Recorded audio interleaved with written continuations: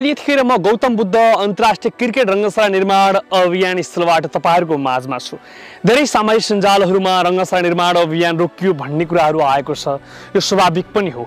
आज आम नागरिकको एउटा प्रतिष्ठाको केन्द्रबिन्दु जुन केन्द्र एउटा अभियान राज्य सरकार यो अभियान सम्पन्न गराउन जुटोस्। यो देशको झण्डा हो, या कुनै पार्टीको झण्डा नसम्झियौं, या कुनै दलको कुरा नजोडौं। यो राष्ट्रको कुरा हो। दल एउटै छ त नेपाल देश छ। आज झण्डा एउटै छ त नेपालको झण्डा छ। त्यसकारणले सबै नेपाली देश विदेशमा बस्ने आम नागरिकले सरकारलाई दबाब सिर्जना गरौँ र राज्यले यो अभियान सम्पन्न गराउन जुटोस्। संकल्प भनेको पहिलो चरणको यो प्याराफिट कम्प्लिट गर्ने र ग्राउन्ड कम्प्लिट गराएर यहाँ खेल खेलाउने संकल्प छ। तर जुन राज्य स्तरबाट केन्द्रीय सरकारबाट थप सहयोग आइदियो भने अझ यसले एउटा गति लिन्छ।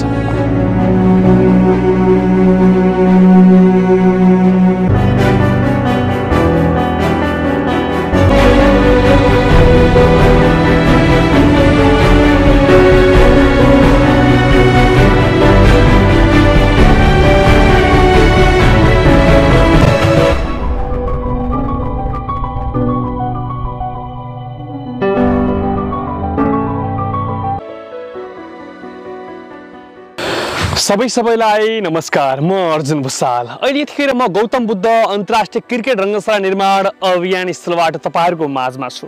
धेरै सामाजिक सञ्जालहरुमा रङ्गशाला निर्माण अभियान रोकियो भन्ने कुराहरु आएको छ। यो स्वाभाविक पनि हो।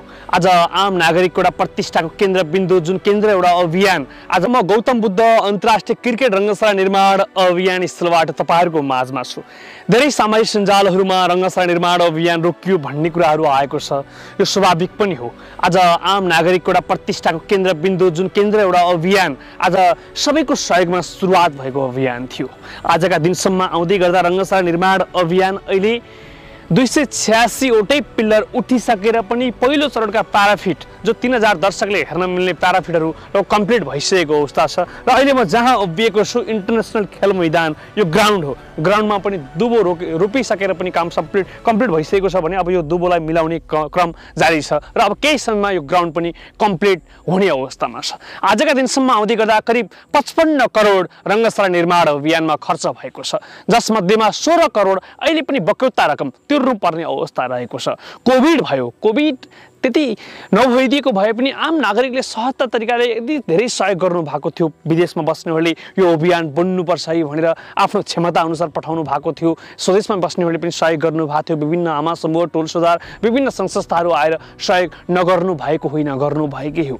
तर पनि यो एउटा चरणमा पुग्यो, जुन एउटा लेभलमा पुग्यो। हिजो केही 1-2 लाखले एज 15-20 लाखले 50 लाखले हुने स्ट्रक्चरहरू उठ्दै थियो भने अब ठुलो स्ट्रक्चर उठ्नुपर्ने छ। ठुलो कामको झन् अब बढी खर्च आउने अवस्था छ। त्यो बेलामा अहिले 16 करोड रुपियाँ तिर्नुपर्ने अवस्था भइसकेपछि थप काम अघि बढाउन फाउन्डेसन परिवार यो आयोजक टिम अलिकति अहिले पछि हटे जस्तो भएको छ। तर हामी पछि हटेका छैनौँ। हाम्रो मनमा यो अभियान बनाऊ भन्ने छ। मन दुख्छ आज यो अभियानसँग जोडियो, यो अभियानलाई नजिकबाट बुझियो। आज नागरिकका लगानी, आज विदेशमा बस्ने त्यो नेपालीले आज परिवार बिर्सेर आफ्नो बच्चाको टिफिन खर्च कटाएर सहयोग गर्नु भएको छ। आज आफ्नो आमालाई सम्झेर आफ्नो आमाको तिथिमा ल्याएर सहयोग गर्नु भएको छ। आफ्नो एनिभर्सरी भयो, आफ्नो बर्थडे भयो, यस्तै भावनात्मक कुराहरू जोडिएर यो उचाइमा आएको रङ्गशाला हो। आज हामीलाई त कम्प्लिट गर्ने चाहना थियो, बनाउने चाहना थियो, अझै पनि बनाउनु पर्छ भन्ने नै छ। हामी त बनाउने अभियानमै छौँ। तर पनि सबै कुरा चाहेर मात्रै हुँदो रहेछ।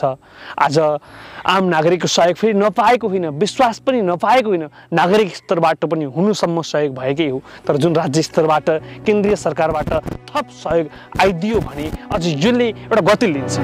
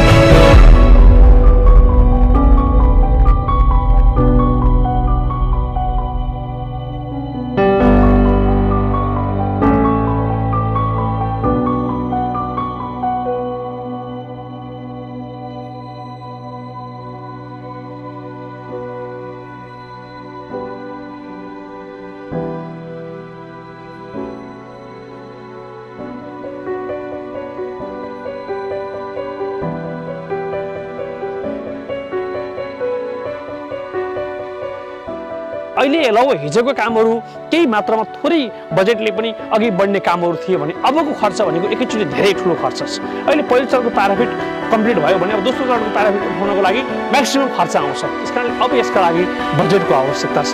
यो राज्य स्तरबाट होस्, हामी यसलाई बन्द गरेर यसबाट टाढिने सोच छैन, सक्दा पनि सक्दैनौँ। हामीलाई आम नागरिकको विश्वास छ, धर्म सुन्दरी फाउन्डेसनमा आम नागरिकको विश्वास छ।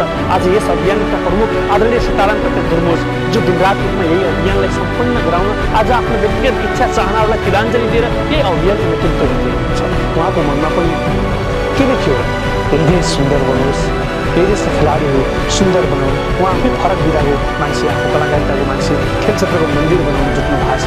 त्यस कारणले उहाँको मन जतिखेर पनि राष्ट्र बनोस्, राष्ट्र बनाउनुपर्छ, सकारात्मक सोच्नुपर्छ, सकारात्मक मन लिनुपर्छ, कसैको कुभलो चिताउनु हुन्न, सबैलाई राम्रो सोच्ने बानीको विकास गर्नुपर्छ। विकासका परियोजनाहरू विकासले मात्रै देश सम्भव छ, विकासका परियोजना सुरुवात गर्नुपर्छ है भन्ने जुन सोच उहाँमा छ। त्यसैले विगतका बस्तीहरू सम्पन्न भए, आज वीर अस्पतालको रङ रोगन सम्पन्न भयो, बाढी पीडितहरूले कैयौँले आज नयाँ जीवन पाएको अवस्था छ। ती विभिन्न चरणहरू आम नेपालीकै सहयोगमा सम्भव भएको थियो। त्यही सहयोग उहाँहरूको सपोर्टले त्यो अभियानहरू सम्पन्न गरेर एउटा राष्ट्र, एउटा क्रिकेटलाई एउटा क्रिकेटको माहौल थियो त्यतिखेर, अहिले पनि छ। त्यतिखेर एउटा देशमा अन्तर्राष्ट्रिय स्तरको रङ्गशाला भइदियोस् भन्ने चाहना भइरहेको बेलामा फाउन्डेसनका तर्फबाट यो अभियान बनाउन त भनेर आज देशभरि जग्गा खोज्ने क्रममा आज अलिकति उपयुक्त जग्गा, केन्द्रको जग्गा चितवन आफैमा एउटा राम्रो थलो हो, सबैको सेन्टर ठाउँ भन्ने सोचका साथ फाउन्डेसनको टिम हिजो यहाँ आउने निर्णय गर्यो। यो ठाउँ आयो। त्यतिखेर आउँदा यो ठाउँको अवस्था कस्तो थियो, काँसगारी हो, यो स्यालको राजधानी हो, स्याल बस्ने राजधानी थियो। त्यसैले त्यस्तो ठाउँलाई यस्तो बनाएर जुन एउटा अब लगभग बन्ने लेभलमा गर्दा कोभिडले एकदम असर बनायो र हामीले जुन अपेक्षा गरेका थियौँ उद्योगी, व्यापारी, जो ठुल्ठुला धनाढ्यहरू जति केही रकम बिदा पनि गाह्रो नपर्ने त्यस्ता उद्योगीहरूको पनि मन जोडियो सहायता थियो, तर त्यो पनि अलि नभएको हो कि जस्तो मानेका छन्। तत्त्व भन्दै गर्दा उहाँहरूले नगर्नु भएकै छ र आशा छ अब राज्य स्तरबाट यो अभियान सम्पूर्ण गराउन जुट्नुपर्छ। राज्यले बजेट छुट्याउनुपर्छ। यो राज्यको सम्पत्ति हो, प्रतिष्ठाको सम्पत्ति हो, देशको सम्पत्ति हो, देशका खेलाडी खेल्ने सम्पत्ति हो। साथै प्रदेशका आज खेलाडीहरू, आज खेल प्रेमीहरू आएर खेल खेल्ने अनि खेल हेर्ने थलो हो। यो थलो रोकिनु हुँदैन भन्नेमा फाउन्डेसन चिन्तित छ। यो बनाउनुपर्छ भन्नेमा फाउन्डेसन जिम्मेवारी बोध गरिरहेको छ, कर्तव्य बोध गरिरहेको छ। त्यसकारणले अहिले जसले हेर्नु भएको छ तपाईँहरूको मनमा परोस् कि रङ्गशाला निर्माण अभियान केही समयलाई रोकिँदैछ, रोकिए जस्तो भएको छ। त्यही पनि दुबो काम भइरहेछ। उतापट्टि काम गरेर दिदीहरूले चाहिँ दुबो यो ग्राउन्ड कम्प्लिट गर्न जुटिरहनु भएको छ। हाम्रो अहिले पहिलो सङ्कल्प भनेको पहिलो चरणको यो प्याराफिट कम्प्लिट गर्ने र ग्राउन्ड कम्प्लिट गराएर यहाँ खेल खेलाउने सङ्कल्प छ। त्यो भयो भने पनि यतिको ग्राउन्ड नेपालमा कतै पनि छैन। त्यस कारणले भोलि गर्वका साथ नेपालले वा नेपाल वा नेपाली भन्नेछन्। हाम्रो मन कता कता भक्काइएको छ, कता कता हामी भावविह्वल भएका छौँ। आज हाम नागरिकले जसरी मेची महाकाली अभियान भयो, आज यहाँ धन्दा नियन्त्रण भयो, आज यहाँ आएर पनि कतिले हेर्नुभयो, आज सबैले आफ्नो क्षेत्रबाट सहयोग गर्नुभएको उहाँहरूलाई चाँडो चाहना थियो होला धर्मोसले यो अभियान चाँडै सम्पन्न गरिदिउँ, धर्म सुन्दरी फाउन्डेसनले यो सपना चाँडै सम्पन्न गरिदिउँ भन्ने चाहना थियो होला। तर केही समय तपाईँहरू पर्खिनु पर्ने भयो। नआत्तिनु होला, धैर्य गर्नुहोला। हामी तपाईँहरूको मन, तपाईँहरूको भावना विपरीत टाढा छैनौँ। हामी यही अभियानलाई सम्पन्न गराउन चिन्तित छौँ, यही अभियान बनाउने कुरामा चिन्तित छौँ। अन्तिममा फेरि पनि भन्छु, राज्य सरकार यो अभियान सम्पन्न गराउन जुटोस्। यो देशको झन्डा हो, या कुनै पार्टीको झन्डा नसम्झौँ, या कुनै दलको कुरा नजोडौँ। यो राष्ट्रको कुरा हो। दल एउटै छ त नेपाल देश छ, आज झन्डा एउटै छ त नेपालको झन्डा छ। त्यस कारणले सबै नेपाली देश विदेशमा बस्ने आम नागरिकले सरकारलाई दबाब सिर्जना गरौँ र राज्यले यो अभियान सम्पन्न गराउन जुटोस्, यही भन्न चाहन्छु। प्याराफिटहरू देख्न सक्नुहुन्छ, निकै नै लोभलाग्दो छ, हेर्दाखेरि आनन्द आउँछ। त्यस कारणले हामी दुःखी पनि छौँ। एक कारणले एउटा सपनाले एउटा नयाँ श्रेणी तय गरेको छ, त्यसमा खुसी पनि छौँ। धन्यवाद।